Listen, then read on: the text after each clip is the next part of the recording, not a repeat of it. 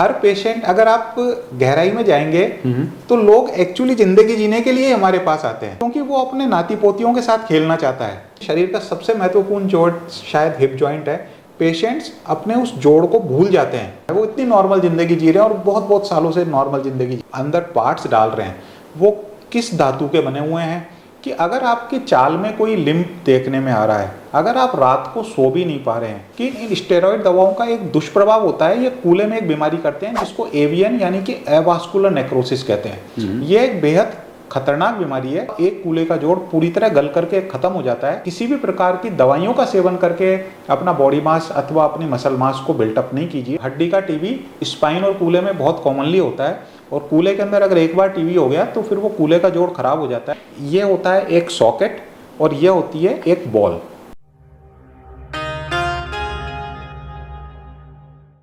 नमस्कार दोस्तों, आपका स्वागत है एक बेहद खास एपिसोड में। मेरे साथ हैं राजस्थान के या कहें तो देश के जाने माने hip surgeon doctor Neeraj Agarwal, जिन्होंने लोगों को दर्द से राहत ही नहीं दिलाई बल्कि उनको चलना भी सिखाया है। सर, आपका बहुत बहुत स्वागत है। धन्यवाद आपका और सभी श्रोताओं का। सर, जब हड्डी टूटती है ना, तो क्या हड्डी टूटती है या हौसला भी टूटता है? दोनों ही टूटते हैं। जब हड्डी टूटती है तो उसके एक तो पहलू होता है मेडिकल पहलू, जिसके बारे में अक्सर कर हम देखते हैं और वो हमारी आंखों के सामने होता है। लेकिन एक दूसरा पहलू भी होता है कि जब एक ऐसा इंसान जिस पे घर की जिम्मेदारियां हैं और जिसको किसी तरह का कोई ट्रॉमा हुआ है और अचानक से उसकी लाइफ स्टैंड स्टिल पे आ गई, 3 महीने या 4 महीने तक उसको बिस्तर में रहना पड़ रहा है या ऐसी कोई स्थिति पैदा हो गई है, तो उसके आगे के जितने भी, चाहे वो सर्विस कमिटमेंट्स हैं या बिजनेस कमिटमेंट्स हैं, उसके आगे के जो प्लान्स हैं वो सब भी एक साथ में धाराशायी होते हैं। और इसके अलावा परिवार के संग कोई ऐसा समय निकालना हो या कोई और भी प्लान्स कर रखे हो, घर में कोई फंक्शन हो, तो ये सभी चीज़ें एक साथ में उस वक्त अस्त व्यस्त हो जाती है। तो हौसला भी टूटता है, लेकिन एक चीज़ पक्की है क्या कि जब हौसला टूटता है तो ही वो पेशेंट ज़्यादा मजबूत हौसलों के संग सामने आते हैं समय के साथ में। सर, क्या कोई ऐसा मरीज है कि इसका आपने ऑपरेशन किया और उसने चल के आपका हाथ पकड़ लिया और कहता ना एक दुआ सिद्धियों को भी ऐसा हुआ? सर, बहुत हुआ है, आप मानेंगे नहीं, लेकिन शायद मैं ये मानता हूँ कि एक मेडिकल एक ऐसा प्रोफेशन है जिसमें जो पेशेंट हमारे लिए जो एक दुआ देता है, एक हमारे लिए जो प्रार्थना करता है, वो मन से करता है। क्योंकि हम उसको दर्द से मुक्ति दे रहे हैं, हम उसके जीवन को शायद पटरी पे लाने में सहायक होते हैं। तो वो जो हमसे एक प्रेम, एक भावनात्मक रिश्ता जो बनता है, उसका शब्दों में वर्णन तो शायद संभव नहीं है। ऐसे मेरे पेशेंट है, एक हमारे माताजी हैं, तो वो आती हैं हमेशा मेरे को दिखाने के लिए, और आकर के वो कुछ नहीं करती, सबसे पहले आती है और मेरे को हल्का सा करके मेरे सिर के ऊपर अच्छे से सहला देती है। मैं ओपीडी में हूँ तो पता लगता है मेरे पूरे बाल अस्त व्यस्त हो गए, लेकिन मैं उनको कभी भी नहीं रोकता, क्योंकि उसमें जो उनमें एक जो ममता है, तो मैं उनको रोकने का शायद अधिकार ही नहीं है मेरे को। वो अपनी ममता की वजह से वशीभूत होकर के करती है और मुझे बहुत अच्छा लगता है। तो ऐसे बहुत सारे पेशेंट्स हैं जो आशीर्वाद भी देते हैं और ममता भी रखते हैं। सर, क्या कभी किसी ने ऐसा कहा कि मुझे चलने से ज़्यादा ज़िंदगी जीनी है? हर पेशेंट, अगर आप गहराई में जाएंगे तो लोग एक्चुअली जिंदगी जीने के लिए हमारे पास आते हैं। अब आप ये सोचिए कि एक पेशेंट जिसकी उम्र 60 वर्ष है अथवा 65 वर्ष है, जिसके कूल्हे खराब हो गए हैं, घुटने खराब हो गए हैं, जब वो हमारे पास में आता है तो उसका एक्चुअली आप उसका ध्येय समझिए। वो मेरे पास में इसलिए नहीं आया कि डॉक्टर साहब आप ऑपरेशन कर दो और मैं चल लूँ। वो इसलिए आया है क्योंकि वो अपने नाती पोतियों के साथ खेलना चाहता है। वो इसलिए आया है क्योंकि वो समाज में जाना चाहता है। वो इसलिए आया है ताकि वो कुछ अपनी यूटिलिटी 60-65 की एज में प्रूव कर सके। तो इसी को तो जिंदगी जीना कहते हैं। तो इसलिए वो आता है हमारे पास जिंदगी जीने के लिए। ये सर्जरी तो बाई प्रोडक्ट है। सर, हिप सर्जरी का नाम सुनते ही डर सा लगता है। आप लोगों को कैसे समझाते हैं कि अरे हिप सर्जरी करवा लो, कोई दिक्कत नहीं है? क्योंकि सर वही ना, सर्जरी नाम से वैसे डर लगता है अगर चीरा लग जाए तो। और ये तो सर बैठने की बात होती है कि ज़िंदगी मुझे जीनी है, मुझे बैठना है। अब जैसे मैं बैठा हूँ सर, हिप पे ही बैठा हूँ, नहीं तो पता नहीं लेटा रहूँ। देखिए, अगर आप मुझसे पूछेंगे तो शरीर का सबसे महत्वपूर्ण जोड़, वैसे तो सभी इवन एक छोटा से छोटा जॉइंट भी महत्वपूर्ण होता है, लेकिन शरीर का सबसे महत्वपूर्ण जोड़ शायद हिप जॉइंट है, क्योंकि जब हम चलते हैं तो हमारा जो बॉडी का पूरा वेट बियर है वो हिप से ही शुरू होता है। और अगर हिप जॉइंट अगर कोई किसी कारणवश पीड़ा देने लग जाए तो विश्वास मानिए वो पेशेंट बाकी सभी प्रकार की पीड़ाएं भूल करके केवल हिप जॉइंट के पीछे लग जाता है। तो डेफिनेटली इसमें कहीं कोई शक नहीं है कि हिप जॉइंट सबसे महत्वपूर्ण जॉइंट है। और लेकिन ये कह सकते हैं कि समय के संग अब जो तरक्की हुई है सर्जरी में और मेडिकल साइंस में, अब जो हमारे पास में विभिन्न प्रकार के जोड़ आ गए हैं, तो एक बार जोड़, कूल्हे के जोड़ के ऑपरेशन के बाद में पेशेंट्स अपने उस जोड़ को भूल जाते हैं। यानी ऐसे मेरे बहुत सारे पेशेंट्स हैं जिनको शायद ये भी याद नहीं रहता कि उनका राइट का ऑपरेशन हुआ है या लेफ्ट का ऑपरेशन हुआ है। वो इतनी नॉर्मल जिंदगी जी रहे हैं और बहुत बहुत सालों से नॉर्मल जिंदगी जी रहे हैं। टेक्नोलॉजी क्या क्या है सर इसके अंदर? देखिए, टेक्नोलॉजिकल एडवांस जो सबसे बड़ा हुआ है मेरी नज़र में वो है ट्राइबोलॉजी। ट्राइबोलॉजी होता है इम्प्लांट एंड मेटल की स्टडी को हम बोलते हैं कि उनका जो हम जो अंदर पार्ट्स डाल रहे हैं वो किस धातु के बने हुए हैं, उनकी पॉलिशिंग, उनकी मैन्युफैक्चरिंग किस तरीके से हो रही है। तो अगर हम शुरुआत करें तो ये सीमेंट के साथ के अंदर जोड़ प्रत्यारोपण किया जाता था, फिर मेटल के साथ के अंदर आया, फिर नॉन सीमेंटेड जोड़ आए, फिर मेटल के हिप्स आए, फिर उनके अंदर भी कोबाल्ट, क्रोम और अन्य धातुओं के हिप्स आए, और अब सिरेमिक के और सिरेमिक से भी आगे की कई धातुओं के जोड़ अब सामने आ रहे हैं। और ये कह सकते हैं कि एक बार ऑपरेशन कराने के पास पेशेंट 20, 25 अथवा 30 वर्ष तक पेशेंट एकदम पेन फ्री और बहुत अच्छी लाइफ जी सकता है, नियर नॉर्मल लाइफ जी सकता है। एक आम आदमी है सर, उसको कब पता चला कि हिप सर्जन से मिल रहे हैं? ये सवाल सर सबसे बड़ा है, क्योंकि आदमी बैठा है, दर्द हो रहा है, चल यार तो हाँ, ये बिल्कुल सही है। हैं। ये बिल्कुल सही है कि अक्सर कर जब हम देखते हैं तो हमारे पास कई पेशेंट्स आते हैं जो दर्द की टैबलेट ले लेते हैं, कोई मालिश मसाज करवा लेते हैं, कुछ ट्यूब्स वगैरह लगा लेते हैं। ये घरेलू उपचार है, सभी पेशेंट्स ऐसा करके आते हैं। लेकिन इसमें हम पेशेंट को एक ही बात कहते हैं कि अगर आपकी चाल में कोई लिम्प देखने में आ रहा है, अगर आप रात को सो भी नहीं पा रहे हैं, अथवा दर्द की गोली की रिक्वायरमेंट इतनी है कि आपको दिन में एक बार गोली खानी पड़ रही है, तो ऐसे में बिल्कुल भी केयरलेसनेस नहीं दिखाएं और अपने आसपास में जो भी अस्थि रोग विशेषज्ञ है उसको आप संपर्क करें। वो आपके एक्सरे करके देखेंगे, वो आपको जांचेंगे और आपको बता देंगे कि आपको क्या तकलीफ चल रही है। सर ये केवल बुजुर्गों में समस्या है, युवाओं में बढ़ रही है? हाँ। और सर एक सवाल साथ में इसमें जोड़ देता हूँ, आजकल देखते हैं कि बच्चों के अंदर भी कूल्हे हिप की प्रॉब्लम बहुत ज़्यादा हो रही है। ये आपने बिल्कुल सारगर्भित सवाल पूछा है साहब, और महत्वपूर्ण है, खास तौर से सोसाइटी के लिए एक संदेशा भी है इसमें।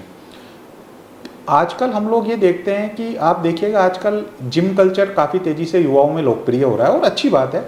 जो अपने देश के युवा एक्सरसाइज करेंगे, अपने आप को फिट रखने का यत्न करेंगे तो देश जवान होगा।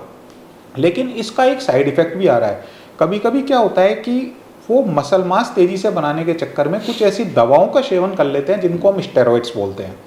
और काफ़ी बार युवा जो 18, 20, 22 वर्ष के होते हैं उनको ये पता नहीं होता कि इन स्टेरॉइड दवाओं का एक दुष्प्रभाव होता है। ये कूल्हे में एक बीमारी करते हैं जिसको एवीएन यानी कि एवास्कुलर नेक्रोसिस कहते हैं। ये एक बेहद खतरनाक बीमारी है जिसमें दोनों कूल्हे के जोड़ अथवा एक कूल्हे का जोड़ पूरी तरह गल करके ख़त्म हो जाता है।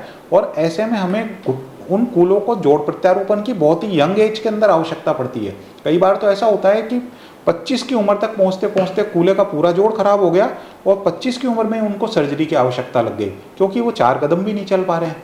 तो डेफिनेटली ये बहुत आवश्यक है कि आप रेगुलर एक्सरसाइज करें, जिम भी जाएं, लेकिन किसी भी प्रकार की दवाइयों का सेवन करके अपना बॉडी मास अथवा अपनी मसल मास को बिल्टअप नहीं कीजिए, क्योंकि इसके दुष्प्रभाव बहुत गहरे हैं और इसको पूरी तरह अवॉइड किया जाना चाहिए। बाकी जहाँ तक कूल्हे के जोड़ की बात है तो यंग पेशेंट्स में भी और ओल्ड पेशेंट्स में भी, दोनों के अंदर ही कूल्हे के खराब होने के और भी कई कारण होते हैं। और उनमें कूल्हा फ्रैक्चर की वजह से भी खराब हो सकता है, उनमें कूल्हा आर्थराइटिस की वजह से भी खराब होता है, कूल्हे में ट्यूबरकुलोसिस भी हो जाता है, उसकी वजह से भी कूल्हा खराब। कूल्हे में भी टीबी हो जाता है? बिल्कुल हो सकता है साहब। हड्डी का टीबी स्पाइन और कूल्हे में बहुत कॉमनली होता है, और कूल्हे के अंदर अगर एक बार टीबी हो गया तो फिर वो कूल्हे का जोड़ खराब हो जाता है और उसको भी ऑपरेट करना पड़ता है। सर कूल्हा पूरा चेंज होता है क्या? हाँ, तो कूल्हे के अंदर 2 तरह के ऑपरेशन होते हैं। एक तो होता है हेमिप रिप्लेसमेंट, जिसके अंदर हम सिर्फ कूल्हे की गेंद चेंज करते हैं। मैं आपको थोड़ा सा बताता हूँ इसकी सहायता से। तो ये हमारा कूल्हे का जोड़ में ये होता है एक सॉकेट और ये होती है एक बॉल, और कूल्हे के जोड़ बॉल एंड सॉकेट जॉइंट होता है जिसके अंदर सॉकेट के अंदर बॉल इस तरीके से घूमती है। तो हम लोग जब केवल बॉल को चेंज करते हैं और सॉकेट को नहीं करते तो हम कहते हैं हेम हीप रिप्लेसमेंट, यानी आधा जोड़ बदला गया है। और जब टोटल हिप रिप्लेसमेंट होता है उसके अंदर हम सॉकेट को भी चेंज करते हैं और बॉल को भी चेंज करते हैं, तब उसको बोला जाता है टोटल हिप रिप्लेसमेंट। अच्छा, ये टोटल नी रिप्लेसमेंट होता है, यानी हाँ, बॉल और मतलब बॉल और सॉकेट दोनों को सॉकेट जब बदला जाता है तो उसको टोटल हिप रिप्लेसमेंट कहा जाता है। सर जब आपने ऑपरेट कर दिया, रिकवरी में क्या सर मानसिक जो स्थिति होती है उसका फर्क पड़ता है? बहुत ज़्यादा फर्क पड़ता है। वो पेशेंट जो हमारे पास में मुस्कराते हुए आते हैं और मैं देखता हूँ उनका एक जज्बा अलग लेवल का होता है, उन पेशेंट्स की रिकवरी बहुत फास्ट होती है। तो ये ज़रूरी है कि परेशानी आपको है लेकिन चेहरे पे स्माइल ज़रूर रखिए, तो आपकी रिकवरी फास्ट होएगी। यानी आप खुश रहेंगे तो आपकी रिकवरी, पॉजिटिव हार्मोन सीक्रेट होंगे और वो आपको अच्छी रिकवरी के अंदर लाभदायक होंगे। सर कोई कब ऐसा आपको लगा कि मैंने किसी आदमी की ज़िंदगी बदल दी है, ऐसा कोई इंसिडेंट? ये वक्तव्य देना थोड़ा ज़्यादा हो जाएगा। हम जिंदगी बदलने वाले कोई भी नहीं है, वो तो भगवान राम होता है। हम कैसे किसी की ज़िंदगी बदल सकते हैं? हम किसी का फेट चेंज नहीं कर सकते, लेकिन हम उनको उनके पाँव पे खड़े होने में और स्वस्थ होने में मदद जरूर कर सकते हैं। तो डेफिनेटली ऐसे बहुत सारे पेशेंट हैं जो मेरे पास में आए, और ऐसे पेशेंट जो बिल्कुल व्हीलचेयर में आए, क्रिपल्ड थे। मेरे को याद आता है एक लड़की आई हमारे पास में, मात्र 30 वर्ष की अवस्था थी, उनको गठिया बाय यानी रोमेटॉइड आर्थराइटिस था काफ़ी खराब, और व्हीलचेयर में आई थी। और उनका 2014 में मैंने ऑपरेट किया था उनके, तो उस वक्त और उनके पास में परेशानी थी, वित्तीय परेशानियां भी थी और यंग एज थी, काफ़ी पेरेंट्स भी बहुत परेशान थे। तो उनके फिर हमने कुछ, हमारे समाज में कुछ अच्छे लोग सहायता करने के लिए मौजूद रहते हैं, तो उनसे बात की और हमने उनके दोनों कूल्हों का ऑपरेशन किया। और आज वो 10-12 साल हो गए उनकी, फिर उनकी मैरिज भी हुई और वो अच्छा स्वस्थ जीवन दे रही है, उनके बच्चे वगैरह हैं। तो ऐसे बहुत सारे इंसिडेंसेस हैं जो जब भी मुझे कॉल करते हैं तो मतलब मुझे बहुत अच्छा प्रतीत होता है कि शायद मैं इनके लिए कुछ कर पाया। डॉक्टरी आपके लिए पेशा है, सेवा है सर? ये आपने मेरे से एक डिफ़िकल्ट क्वेश्चन पूछा है। देखिए, मैं यही कहूँगा कि पेशे से चालू हुआ और सेवा की तरफ जा रहा है, क्योंकि जब हमने चालू किया तो डेफिनेटली उस वक्त जो स्थिति थी, हमें जीवन यापन के लिए भी एक मिनिमम अमाउंट की ज़रूरत है, बच्चों की पढ़ाई भी होती है, तो ये सब चीज़ें, परिवार होता है, सबको सपोर्ट करना है। तो डेफिनेटली एक ये कह सकते हैं कि वित्तीय आवश्यकताओं की पूर्ति तो इसी पेशे से होनी थी। लेकिन अब जब मैं काम कर रहा हूँ तो मुझे मज़ा आ रहा है, और इसीलिए अब मेरे में एक सेवा भावना शायद पहले के मुकाबले बढ़ने लगी है। अगर डॉक्टर नहीं होता तो क्या होता है सर? शायद कुछ भी नहीं होता। आप पूछेंगे कैसे सर? मेरा एक्चुअली सपना था, जब मैं बहुत छोटी क्लास में था, 5th क्लास में, 6th क्लास में, तो उस वक्त मैं अपने मदर या दादी जी वगैरह के संग डॉक्टर के दिखाने जाते थे। तो मैं डॉक्टर कैसे चल रहा है, कैसे बैठ रहा है, कैसे पेशेंट देख रहा है, मैं उनको एडमायर किया करता था।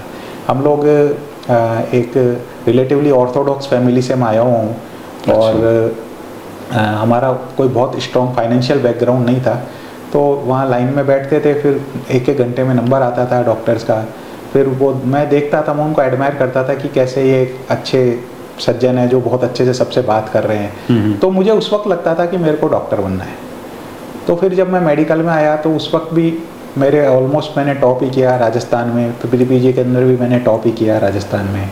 और अपनी इच्छा से जो भी सब्जेक्ट जो भी मैंने चूज़ किया, वो मेरे पास सब चॉइसेस ओपन थी, तो मैंने अपनी इच्छा से चूज़ किया जो भी मुझे मिलना। मेरे को मालूम था कि मुझे ऑर्थोपेडिक सर्जन मिलना है, मेरे को जॉइंट रिप्लेसमेंट करनी है, तो मेरे पास बाकी चॉइसेस भी थी, लेकिन मैं अपनी चॉइस से ही आगे बढ़ा। तो ये कह सकता हूँ मैं कि शायद अगर ऑर्थोपेडिक सर्जन नहीं होता या मैं जोड़ प्रत्यारोपण विशेषज्ञ नहीं होता तो पता नहीं मैं क्या कर रहा होता। I don't know.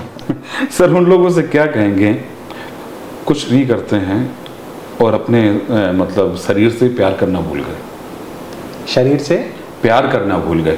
सर हाँ। आजकल लोग एक्सरसाइज करते हैं ना और कुछ। देखिए, एक चीज़ कंफर्म है, हम LIC क्यों कराते हैं? हम LIC इसलिए कराते हैं क्योंकि कहीं ना कहीं एक मन में एक शांति रहे कि अगर हम रहे या नहीं रहे, लेकिन शायद हम अपने परिवार को सुरक्षित रख पाएंगे। उसी तरीके से जब हम ये कहते हैं कि आपको अपने शरीर का ध्यान रखना है in form of exercise, in form of diet, in form of some spiritual things and some, तो ये सब चीज़ें जब हम कहते हैं उनको, तो इसका सीधा साधा इम्पैक्ट एक ही होता है कि आप अपने शरीर से प्यार करें और उस शरीर को स्वस्थ रखें। पहला सुख निरोगी काया, ये हमेशा ध्यान रखें कि अगर आप स्वस्थ रहेंगे, आप खुश रहेंगे, तो ही आप अपने परिवार का और बाकी सबका ध्यान रख पाएंगे। अगर आप खुद से प्यार नहीं करेंगे तो दूसरे भी आपसे प्यार नहीं करेंगे। तो खुद से जरूर प्यार करना है। जब आप खुद से प्यार करोगे तो आप अपने आप को प्रसन्न रखोगे, दूसरे अपने आप आपकी तरफ अट्रैक्ट होना शुरू हो जाएंगे। सर 4 सवाल है, पूछिए। रैपिड है। सबसे प्रेरणादायक मरीज कौन है सर? मेरे एक पेशेंट हैं जिनको मैंने, मतलब मैं आज भी याद करता हूँ तो शायद मुझे बहुत अच्छा महसूस होता है। मेरे एक पेशेंट हैं, बुजुर्ग थे, उनके मैंने ऑपरेशन किया था और उनके हिप का ऑपरेशन किया था और वो काफ़ी सक्सेसफुल रहा। फिर जब 4-5 साल हो गए तो वो मुझे OPD में दिखाने के लिए आए, लेकिन अब की बार वो उनकी वाइफ को लाए। वाइफ को जब मैंने देखा तो उनके स्पाइन का इशू था, उनको हिप का इशू नहीं था, स्पाइन का इशू था। मैंने अपने स्पाइन वाले साथियों से बात की तो उन्होंने कहा कि भाई इनको स्पाइन के ऑपरेशन की ज़रूरत पड़ेगी। तो वो दोनों हस्बैंड वाइफ जो बुजुर्ग हैं, 70-75 वर्ष की अवस्था थी उनकी, तो वो वाइफ वापस से मेरे पास OPD में आ गए जब उनको स्पाइन सर्जरी की। और वाइफ ने मेरे पास में जिद कर ली कि नहीं डॉक्टर साहब, आप तो मेरे है ना हिप का ही ऑपरेशन कर दो, आप हाथ लगाओगे तो स्पाइन भी ठीक हो जाएगा। और आप मानेंगे नहीं, मैं उनको कन्विंस ही नहीं कर पा रहा था कि नहीं ऐसा नहीं होता है, मैं ऑपरेशन तो करता हूँ लेकिन मैं एक ऑपरेशन से सब चीज़ें ठीक नहीं कर सकता। तो मैं स्पाइन का ऑपरेशन स्पाइन का काम करेगा, हिप का ऑपरेशन हिप का करेगा। उनको बहुत मुश्किल से मैं समझा पाया, लेकिन आप उनका ये देखिए, उनका विश्वास देखिए और उनका स्नेह देखिए कि वो चाह रहे हैं कि आप ऑपरेशन करो, भले ही आप कुछ भी करो, भले स्पाइन का है आप दूसरा करो, लेकिन आप करो। आप ऑपरेशन थिएटर में जाने से पहले क्या करते हैं सर? ये मौका सभी सर्जन्स के पास में होता है और मैं कहता हूँ कि सभी को करना चाहिए। हम लोग जब सर्जरी करते हैं तो सर्जरी से पहले हम अपने हाथों को वॉश करते हैं, जिसको हम कहते हैं स्क्रबिंग। तो स्क्रबिंग में हम लोग क्या करते हैं, अपने हाथों को यहाँ से लेके यहाँ तक पूरा साबुन और कुछ केमिकल से वॉश करते हैं, जिसकी अवधि 3 से 5 मिनट होती है। और ये वो अवधि होती है जब आपको और कुछ काम नहीं करना होता, आपको सिर्फ साबुन। तो ये एक वो समय होता है जब आप भगवान से प्रार्थना कर सकते हैं। क्यों? क्योंकि आपके हाथ एक दूसरे को टच कर रहे हैं, आप साबुन लगा रहे हैं। तो आप जब साबुन लगा के अपने हाथों को वॉश कर रहे हैं, उस वक्त आप जब हाथों को आपस में टच कर रहे हैं, तो उस वक्त बेस्ट है कि आप भगवान को डेफिनेटली सुमिरन करें। जहाँ तक मेरी बात है तो मैं हनुमान जी का भक्त हूँ, तो डेफिनेटली मैं हनुमान चालीसा बोलता हूँ, पेशेंट ठीक हो जाए और मैं शायद अच्छे से काम कर पाऊँ, इसके लिए करता हूँ। और एक और चीज़ हमने OT में डाल रखी है कि वो तो शायद कई लोग करते होंगे कि जब हम इंसिजन लगाते हैं तो उस वक्त एक जय श्री राम बोलते हैं सबके सब लोग। इंसिजन यानी जब चालू करते हैं तो जय श्री राम बोलते हैं। बस वो एक हैबिट बनी हुई है इतने सालों से और करते हैं, शायद भगवान सहायता भी करता है। सर मरीज कैसे अजीब से सवाल पूछते हैं आपसे कि आप झल्लाहट आ जाए? नहीं, मरीज के सवालों पे देखिए झल्लाहट तो कभी आनी नहीं चाहिए, क्योंकि वो इनोसेंट है, वो चीज़ को कोरिलेट कर रहा है, लेकिन वो अगर मैं उसकी जगह होता तो मैं भी कोरिलेट करता। तो डेफिनेटली, लेकिन ये मैं जरूर कहूँगा कि जो एजुकेटेड पेशेंट्स होते हैं, जो पढ़ करके आते हैं, तो वो हमसे वो सवाल पूछते हैं जो बिल्कुल सारगर्भित होते हैं, जो बिल्कुल टू द पॉइंट होते हैं। और वो पेशेंट जिनको जानकारी कम होती है, वो ऐसे प्रश्न पूछते हैं जो शायद इन डेप्थ नहीं होते। लेकिन दोनों ही अवस्थाओं में हम अपनी पूरी चेष्टा और अपने पूरे ज्ञान के हिसाब से उनको जवाब देते हैं। सर लोगों से अपनी हड्डियों को ठीक रखने के लिए क्या कहेंगे? क्योंकि हम लोग ध्यान ही नहीं रखते हैं सर। तो जैसा आपने अभी कैस्टोराइड वाला बता दिया। हाँ, तो देखिए 2 चीज़ें हैं महत्वपूर्ण। पहला, आप वॉकिंग रेगुलर करें, नियमित करें, और एक टारगेट रखें कि 10,000 कदम पर डे चलना है, 10,000 स्टेप्स पर डे आपको वॉक करना है। अगर आप 10,000 स्टेप्स पर डे वॉक करेंगे तो मैं ये मान के चलता हूँ कि आप अपने शरीर को स्वस्थ रखेंगे। और दूसरा, आपकी डाइट, तो आपकी डाइट ऐसी होनी चाहिए जो बैलेंस्ड हो, जिसके अंदर कैल्शियम भी हो, जिसमें विटामिन डी भी हो, जिसमें आयरन भी हो। तो बैलेंस डाइट के लिए ज़रूरी है कि आपकी थाली में सभी कलर के पदार्थ हो, यानी थोड़ा हरी सब्जी भी खा लीजिए, थोड़ा दही खा लीजिए जो सफ़ेद रंग का है, थोड़ा अनाज खा लीजिए, थोड़ा और सलाद खा लीजिए। तो रंग बिरंगे पदार्थ खाइए जो भगवान ने बनाए हैं, सब सोच के ही बनाए हैं, वो अपने आप ही बैलेंस हो जाएंगे इंद्रधनुष की जैसे। डॉक्टर साहब ने कहा कि सब चीज़ें बैलेंस हो जाएगी क्योंकि भगवान ने सारी चीज़ें बनाई है, लेकिन खाइए, शुद्ध खाइए।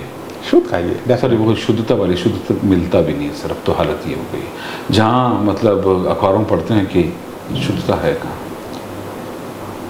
शुद्धता डेफिनेटली जो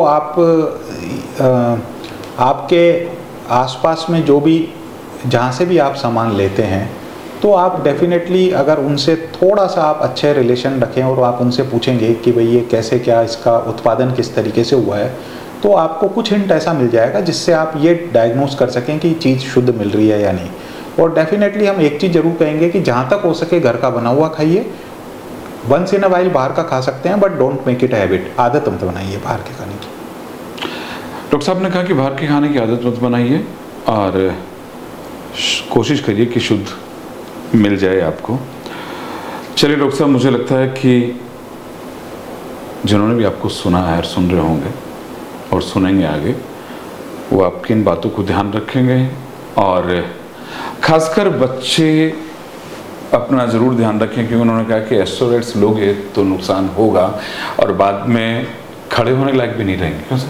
हाँ साहब, बिल्कुल, ये सबसे महत्वपूर्ण मैसेज है अगर मैं दे पाया तो, कि स्टीरॉइड्स का सेवन कभी भी बॉडी बिल्डिंग वाले बच्चे नहीं करें, क्योंकि इसके दुष्प्रभाव बहुत गहरे होते हैं, बहुत बड़े होते हैं और यंग एज के अंदर ही विकलांगता आने का संभावना होती है। तो ये तो आप बिल्कुल क्लियर रखिए कि कभी भी नहीं करना। आप कीजिए, बॉडी बिल्डिंग कीजिए, लेकिन स्टीरॉइड्स का सेवन नहीं कीजिए। चलिए सर, आपने आज बहुत अच्छी जानकारी दी। आशा करते हैं कि जो भी आपको सुनेंगे वो इस पर गौर करेंगे। फिर अगली बार एक नए मेहमान से मुलाकात करेंगे। आज तो जिन्होंने जानकारी दी है मेरे भी दिल को छुई है, तो मुझे लगता है कि आपके दिल को भी ये छुएगी। सर नमस्कार। धन्यवाद, नमस्कार।